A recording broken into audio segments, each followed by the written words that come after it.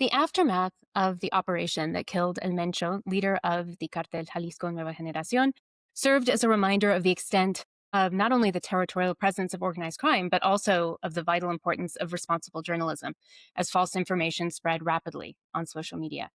Mexican journalists, particularly those reporting for small outlets outside of the capital, have long worked on the edge, threatened by violence, and struggling to resist self-censorship. Who are the reporters behind the devastating statistics? What motivates them? Why are they targeted? How can they be protected? I'm Kathleen Bonet, and on today's episode of the MexPat interview, I will be talking about this and much more with Alejandra Ibarra Chaoul. Alejandra is an award-winning investigative journalist and author whose work is focused on violence against journalists in Mexico, freedom of expression, and other human rights issues. She was one of the few journalists to cover the trial of Joaquin El Chapo Guzman in its entirety, and she has created the first living archive cataloging the published work of murdered reporters in Mexico. Welcome, Alejandra. Thank you. Thank you for having me. It's an honor to have you. So just starting with the big news story, what were your thoughts in the aftermath of the downfall of El Mencho as far as how information and also propaganda was being transmitted and how the narratives were being manipulated in real time? Yeah, I think it was a really interesting, it was frightening and it was scary, but from the perspective of information and reporting, it was a very interesting moment because there was so much information and there was so much noise taking up the public sphere and the conversation at the same time. So, for example, I was looking at social media and I was looking at videos of people sort of taking cover in the airport in Guadalajara. And then I think you must have seen this, and this was probably very popular, but then there's this video of a plane on fire. And so there's like this really quickly spreading craze and fear and dread about the cartel taking over the airport.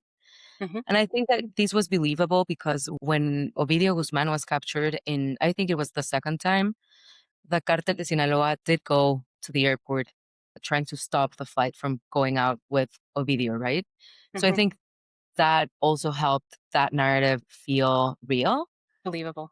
Yeah, believable. And then you have like the authorities of the airport saying that's absolutely not true and things are completely normal. And I think that's a very good example of what was happening for people that were not right there and what we were seeing on social media and what we were seeing basically on social media and on the news. And I think that was very interesting because I later spoke to Otoniel Martinez, who's this national anchor. He was visiting Guadalajara doing a special story on the 1 year anniversary of the Ranchis Aguirre, this place where your audience probably knows. And he was in Guadalajara during the events on Sunday, February 22nd. And he realized that something was happening. He saw like the smoke going up in the air. He asked his team in Mexico City, should I go report or should I just like go take my flight and get out of here? And they were like, just like fly out of there and come back to Mexico City because you were not even covering that. And maybe report on what you see on the way to the airport. And he had just seen the airport authorities press release saying that there was nothing like out of place or strange or nothing weird happening at the airport. So he and his partner, his reporting partner, drive to the airport. And as they're getting to the airport on the only highway that you can get to the airport, there's a bloqueo taking place. Like there's people from Cartel Jalisco Nueva Generación setting cars on fire, taking people out of the cars. And then one of the people doing the narco bloqueos, he has like a gun in his man and he signals them to turn around. So they take a U-turn and then they start shooting at them or like start shooting. It's unclear if they wanted to shoot at them, but they fire at the car and like shatter one of the windows. They like luckily leave unharmed. But I think that's a very specific moment in time where you have journalists seeing something like in real life while their social media basically like strange narratives and while the authorities saying that none of that is true. And I don't think the authorities, maybe they're not ill intended. Maybe they were saying like the airplane on fire is not true. Right. But right. that would not preclude the possibility of a narco bloqueo starting to take place at the entrance of the airport, right? So I think this just creates a lot of uncertainty and a lot of uncertainty for the people moving around in the place, in the site. And I think another thing that made this believable and sort of like scary is the fact that Cartel Jalisco Nueva Generación, there's very good research from Colegio de Mexico that was led by Rodrigo Peña, this researcher focused on organized crime, where they analyze how Cartel Jalisco Nueva Generación specifically uses social media for recruitment. So Hmm. this is a cartel that's adept at using social media, that's adept at narratives. There's a lot of videos for the Cartel Jalisco Nueva Generación giving messages to mayors, to public messages. So I think this helped. There's a part that's probably they are also part of the equation of not only trying to make mayhem on the Hmm. street, but also in social media, right? Right, to push a narrative, actually. Mhm. Yeah. Yeah, I mean, that's not new. There are examples even, going back to when El Chapo was arrested at one point in one of the arrests, and there was a protest in Culiacan. I remember that was covered a lot, and there was a lot of questioning of what was really going on there and who was really protesting and why. So cartels have this history of trying to manipulate public opinion to some extent, right? And it's only grown with social media. Absolutely. Yeah, I think if we go even, I think, further back, we can think of narcomantas, right? But there's been so many attempts or successful attempts probably at communicating and making their own narrative being visible and being relevant. And yeah, I think the scary part for me about social media is that if you saw a narcomanta, it was anonymous in the sense that it was not like it didn't have a byline, but you knew it was not probably not a reporter or like congressman, right? Like, there's only a certain amount of people that would communicate that way. And with social media, it's really hard not to fall into the manipulation you're trying to achieve because it's really hard to say like, oh, I don't know, like John Smith is actually like one of the bots or like one of the hidden accounts of, right? Yeah, it's very hard to know. Well, and as you mentioned before, you're kind of caught then between the government trying to downplay as much as possible for many good reasons as well, obviously to avoid panic, and they have very valid reasons for that. But at the same time, as you said, there are things actually happening, and this is where responsible journalism is so important because that's filling that gap, right? Okay, well, let's step back a little bit and go to your background briefly. So, what inspired you to become a journalist, and then how did you end up covering the trial of El Chapo? Yeah, so I mean, I think it's a very common story, but I loved writing and I loved observing social life and social issues and trying to sort of like understand what shapes them. And I thought about going into journalism from the get-go from college, and then I thought maybe I should do something broader that could give me like more tools and then do journalism. So that's what I did. I did political science in undergrad, and as a political science student, I went on exchange to Rice University and took one class of anthropology and media. I think it was like something like culture, media, and society. And I started doing research on the Blog del Narco back in 2008, I think it was, or 10, which was very popular and which was very new and which was very like unusual.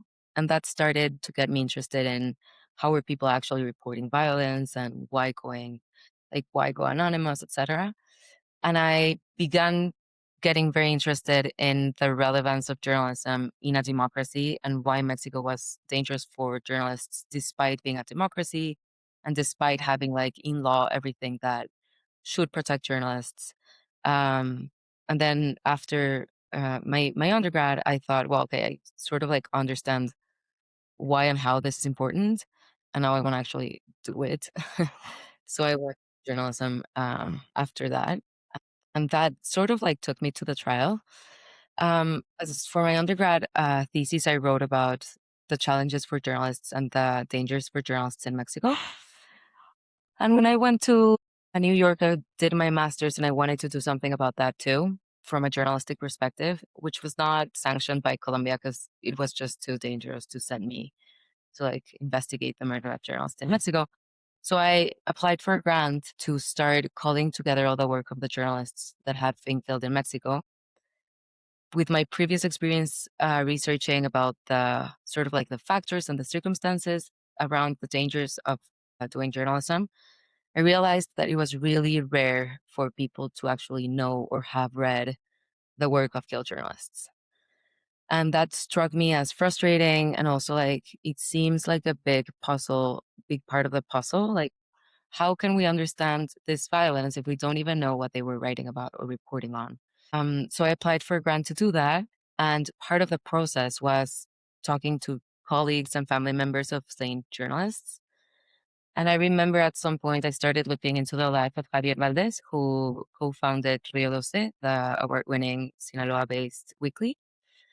And I wanted to learn more about his career and what he had worked on and before Rio Doce and where that sort of archive lived.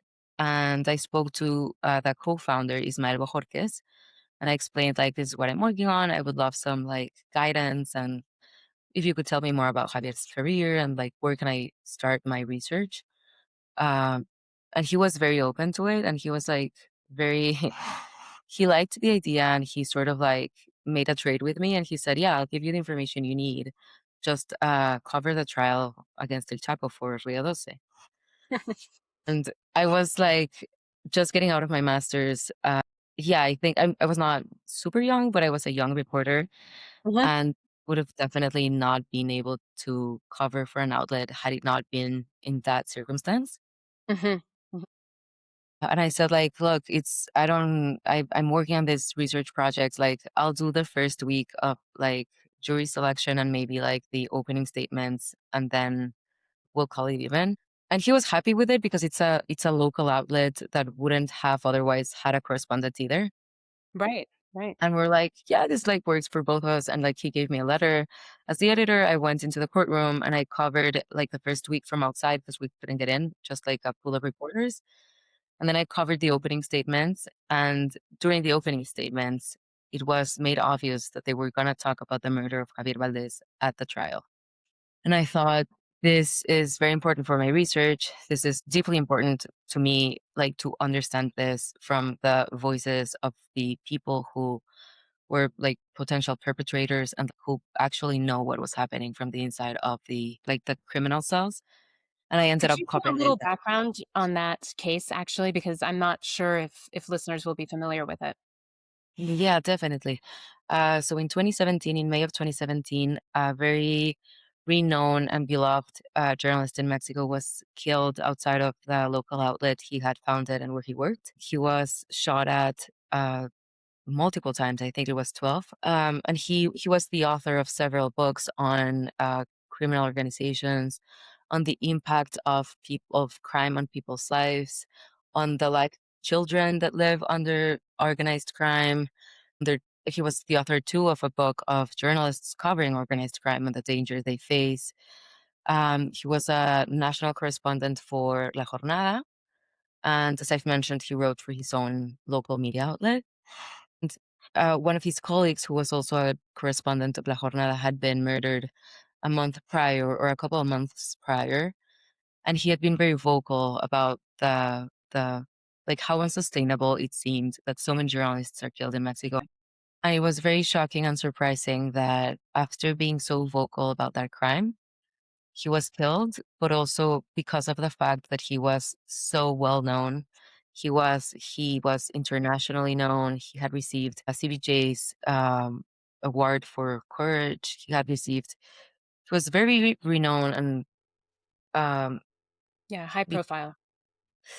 yeah, and before him, it sort of felt like it was only very low profile and very local and Mhm. very almost hyper local reporters that were killed or that where the criminals could get away with killing them. And this sort of like marked, yeah, a moment in time before and after. And what did end up coming out in the trial of El Chapo about Valdez?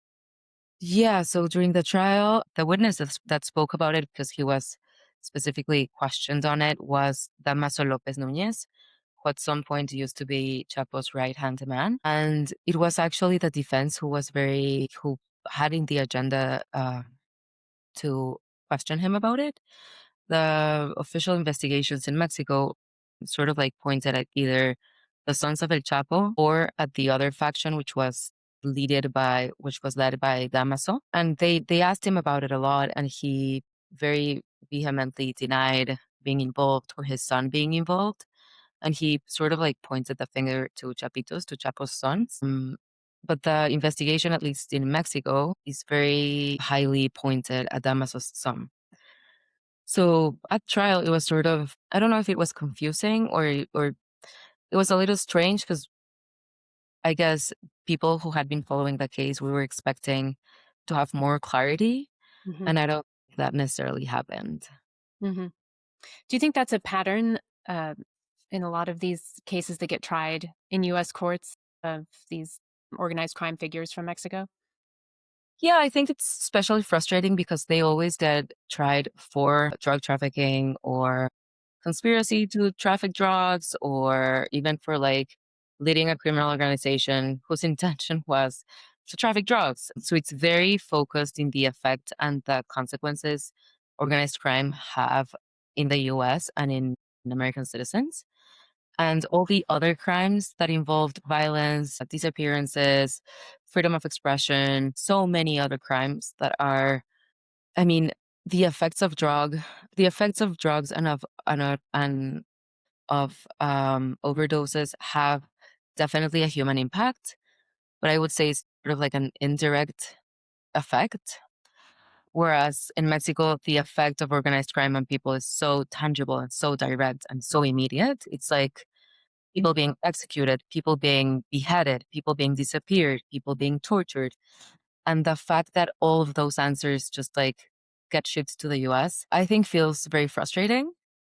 And there are avenues to get that truth out of those cases and back to Mexico, at least, if not for the people to serve sentences here, at least for us to know what happened. And there's several cases of people who have tried.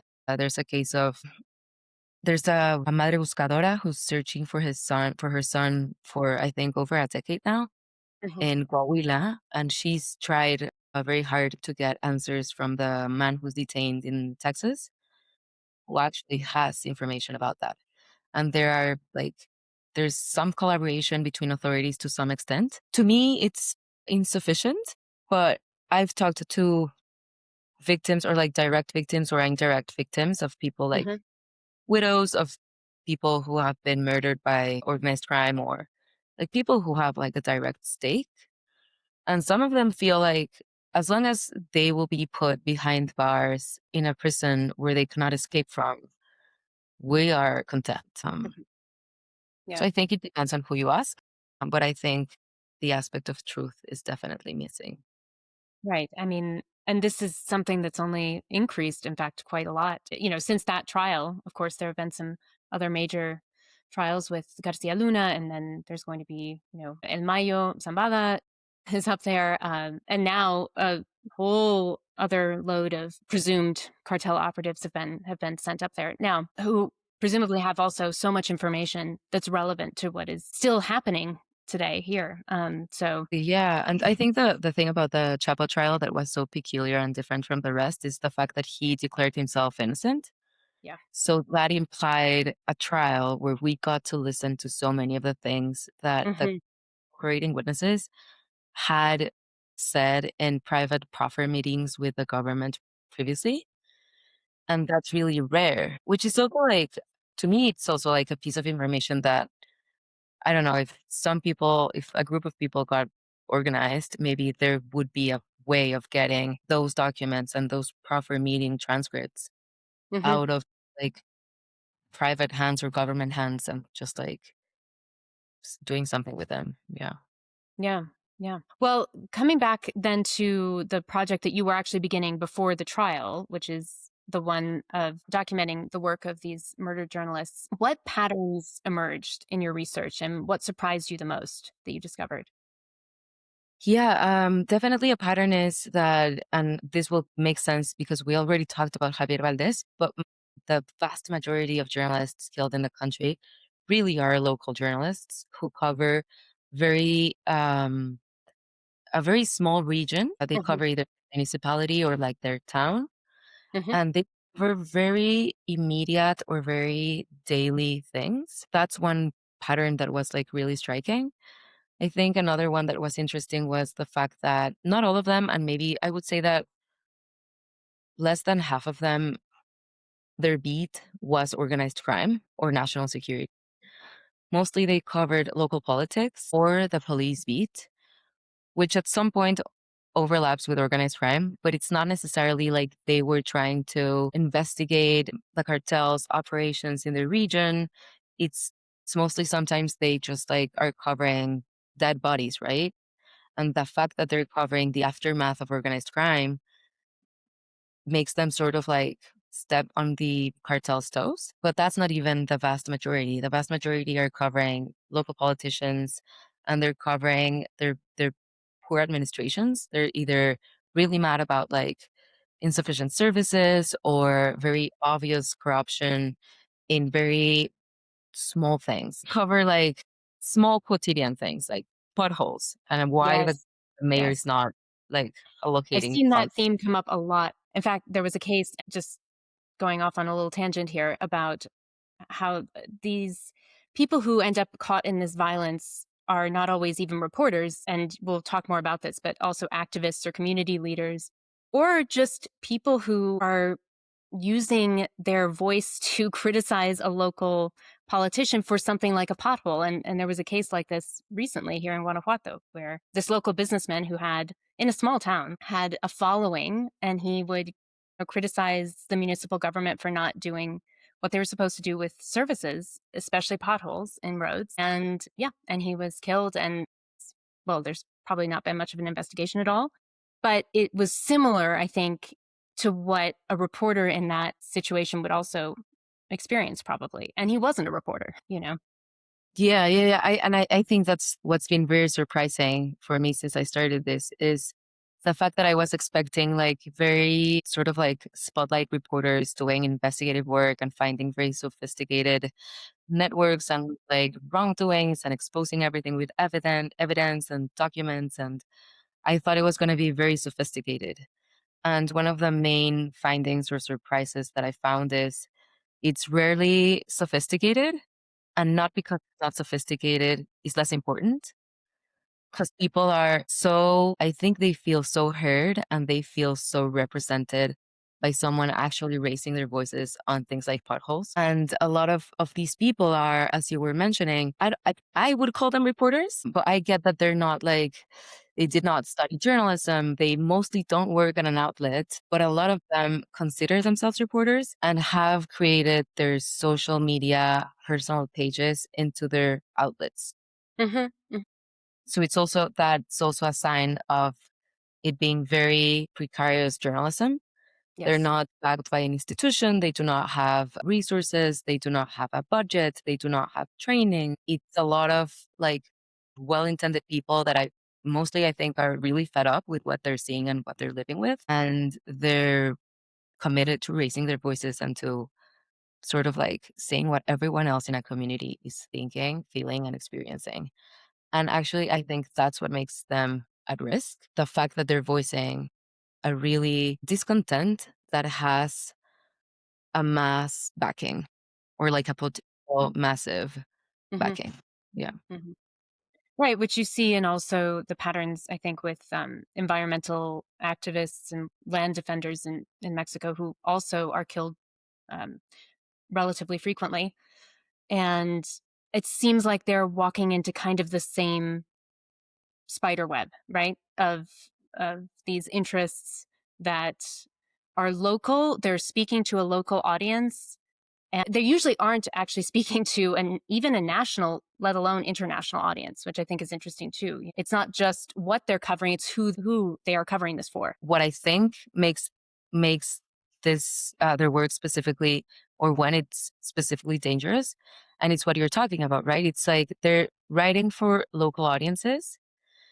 And to me, the moment where it turns really dangerous is when the the authority in that region is sort of like trying to assert their power or to assert their authority.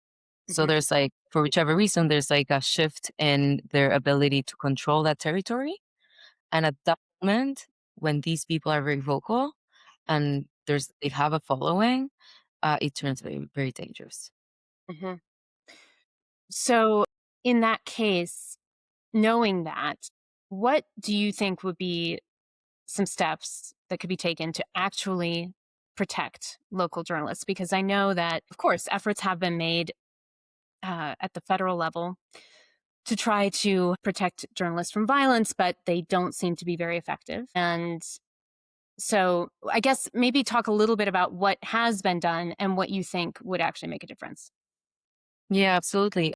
So yes, as you mentioned, there's been a great effort from the federal government first, and then from a lot of state governments Hmm. to protect journalists. So in 2012, the federal mechanism for the protection of journalists and human rights defenders was created, and this specifically has like a specific budget and a commission and like a way of determining if a journalist is at risk and what can be given to that journalist specifically to protect him or her or they. So they receive either like a bulletproof vest or bodyguards or a panic button that they can press when they're specifically at risk, or security cameras for their homes or barbed wire for their houses. There's like this really long list of the different things they can have access to depending on the risk they're facing.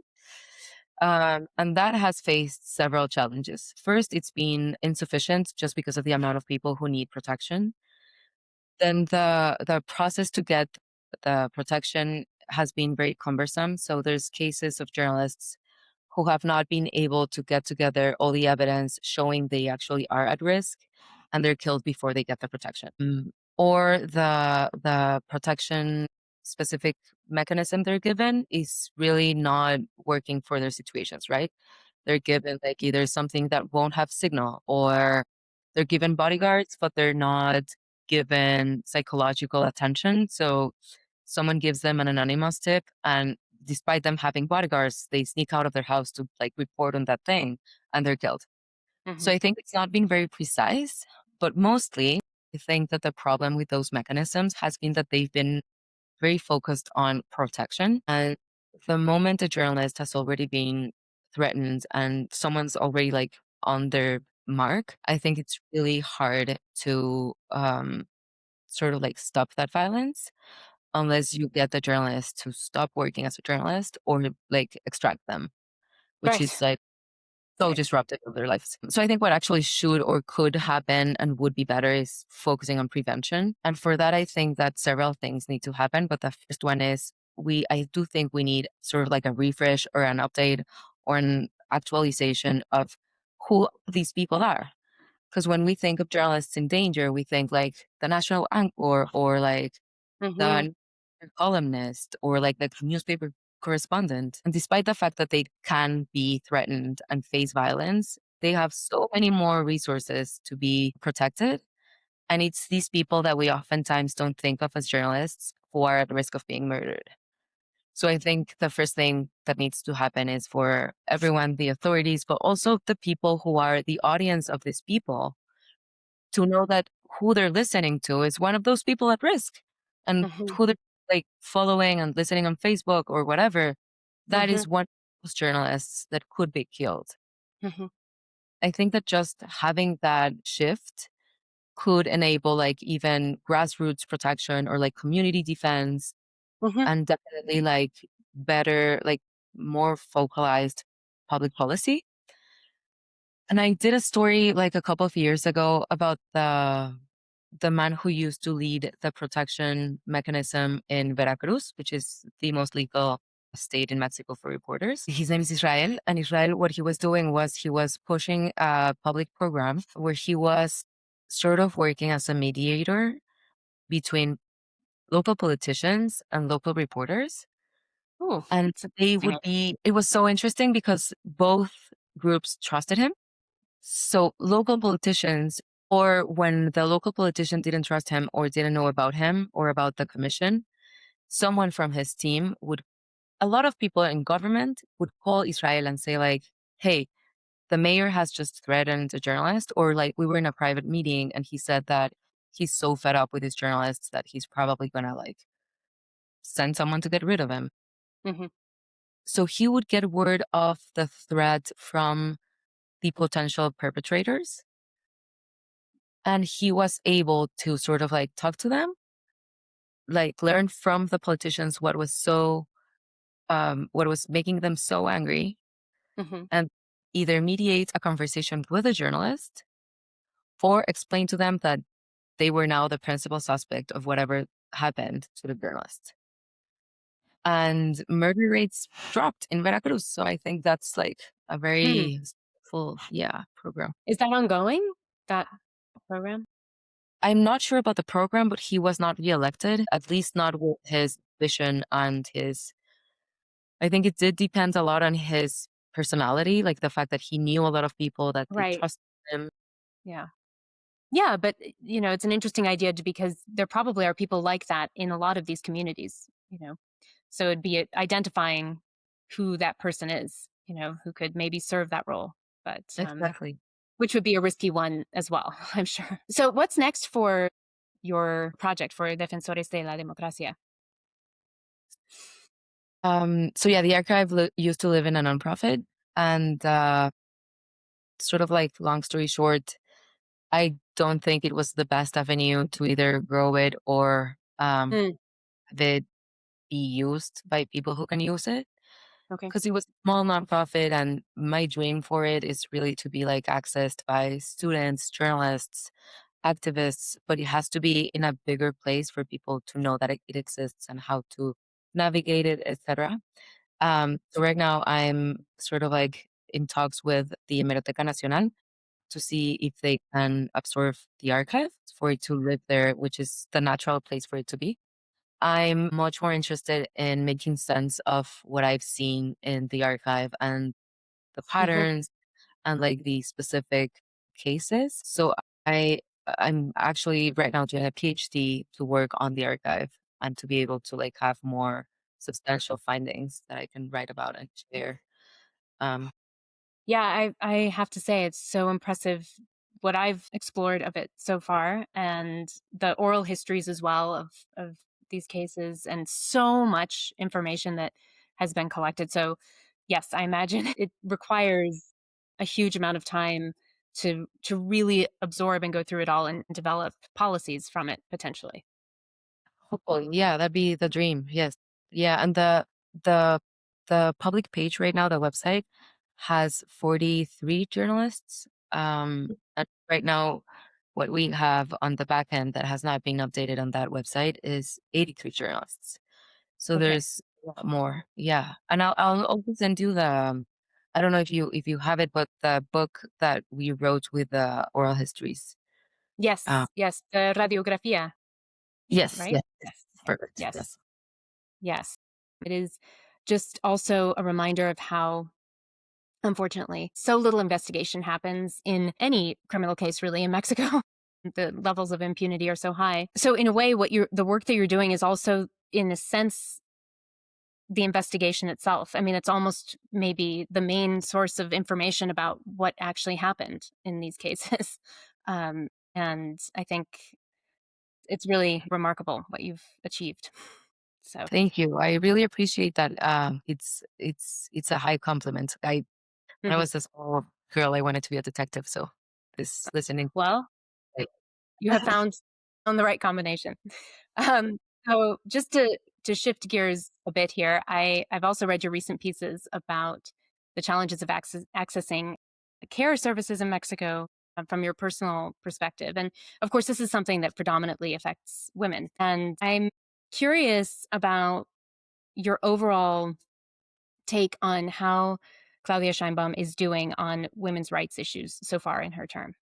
yeah. Thank you for reading those. It's sort of like been inevitable for me to sort of like navigate the health the care system Care, again. yeah, services, yes.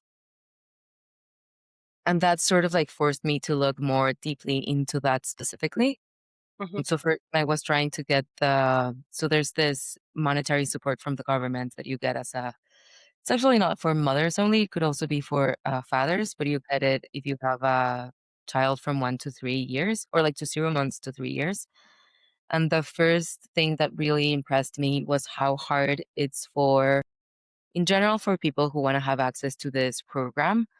But specifically, if you are a recent mom or like if you're going through postpartum, it's ridiculous to me how hard it is to get information about this program. And instead of the government, and this is a government that prides itself on being like very technical and very sophisticated and and there's a lot of experts, right? And they have Hmm. like Hmm. the former Adib is now like a ministry, like a secretary, right? Like they are so interested in making processes like easier and like less cumbersome, and for you to not have to go in person to everything, and less bureaucratic, and like for you to be able to like access them online and like Streamlined. Yeah. right. And like there's this entire sort of like rhetoric and discourse about how it's more pragmatic and it's like easier and it's like more accessible. And there's the reality of people having a baby that need information about how to access these programs, and it's the absolute opposite. Is complete opacity. You cannot find information like easily. You do not know where the information is. There's like several websites that are in different links, and it's very unclear which one is the right one or the newest one. And then even if you like decide which one to trust, it does not lead to anything you can do online. And it took me months to realize that you actually had to find the siervo de la ciudad, or like the public servant who works sort of like being the liaison between government and like small pockets of population. Yeah. And that person was the only way to access to a program that, if they're really interested in helping women and helping mothers, should just be universal. And if they Right. have so much data, and like so much information and like so much technology, it should just like get to your address. Hmm. Then you have to like fail and try to find information, find a human like on the sidewalks of your neighborhood, talk to her, give her like physical paperwork, and then you're invited to go to a public event in downtown Mexico City where you have to basically clap to the governess for you to get the access to this program. It's just like very contradictory. And I know this is Mexico City based, but there's a lot of layers, like being a PhD student for you to get the stipend from the Mexican government. Hmm. It's supposed to be a full-time student. You cannot have any other employment. So if you are a mother doing a PhD with a newborn, or like a bebé lactante, I don't know how this is said in English, like Yeah. a breast, Nursing. Yeah. I'm ner- Breastfeeding. you need to put the baby somewhere to have like to go to classes. Yes. And to my surprise, you're forced to not have any other employment. So you do not have access to universal To care, social. to Social Security, right? And then you do have medical services from state employees because your stipend comes from the state. Mm. Okay. But surprisingly enough, you do not have access to the guarderías. The daycares. You not have access to the daycares provided by the state because you're not a state employee. Mm. So it's Yeah. almost as if the entire system is telling you like either you do a PhD or you're a mother. Because if you follow the rules of the system, you cannot do both unless you like pay for it privately, Right. honestly, with your partner's money. Because with a stipend, it's just unaffordable. Hmm. Hmm. And I mean, this obviously was happening before Claudia Sheinbaum, but as Right. a woman president who prides herself of being the first woman president whose inaugural speech was how we like were all the women getting to this place together. And she being an academic Hmm. is so insulting. It's like, how can you not see this and fix this? Hmm. And basically run a government who's saying if you want to be a PhD and a mother, it's basically like your fault that it's not possible. Right, This is right. very So it kind of goes back to, well, yeah, bureaucracy as it always was. Well, I definitely want to hear more about that from you in the future. I'll be keeping an eye on your writing on these topics.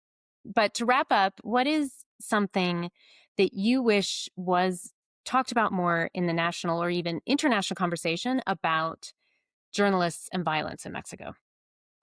I would love for the narrative to change and to be a bit more nuanced. I would love to stop seeing how cartels are so bad and so dangerous and how cartels are killing all the journalists and all the investigative journalists in Mexico. I think this is a very simplified and a very sort of like, yeah, like superficial explanation of what's happening here. And I think that's really informing the decision makers, the policy, and even the general understanding of the problem. Hmm. I think as long as that continues to be the case, I think journalists will continue to be killed because it's almost as if you were looking at two different pictures and thinking you're talking about the same thing. Yeah. Well, I think a good place for anyone who's interested in this to start is, of course, to follow your work and to follow, bueno, Defensores de la Democracia. And also, I will link in the show notes to your book as well. And you have a podcast that you produced as well. Is that right about this topic? Yeah, so the first season is the entire case of one journalist killed in Estado de Mexico. Okay. And his last video ever was of a pothole. The podcast doesn't go that deep into the last clip, but the book does. It's one of the cases in the book. Okay. And second season, it's a bit different of the podcast. It's mostly stories about women in community radios who also are environmental defenders. The first two episodes is the case of two indigenous women killed in 2008 who led a community radio station and were killed for that. But it's a really complicated investigation because people claimed that they were not journalists because they did not have like a university degree, and their radio programs were they were seeking peace in fighting factions in Oaxaca, in that region. So a lot of people were saying like they were not reporting the news and they were not reporters. So it's an interesting case. It's the first two episodes of the second season. I'll send you the Okay. link. Yeah, great. Well, I will definitely include it. And thank you so much for joining me. And Great. if Thank you so listeners much. want to stay on top of the national conversation, do check out my newsletter, the Mex Patriot. Thank you. Thank you. I'm a big fan of the Expatriate. I think, well, Thank you. I love your analysis and I think it's so spot on. Thank you so much. Well, until next time. Bye.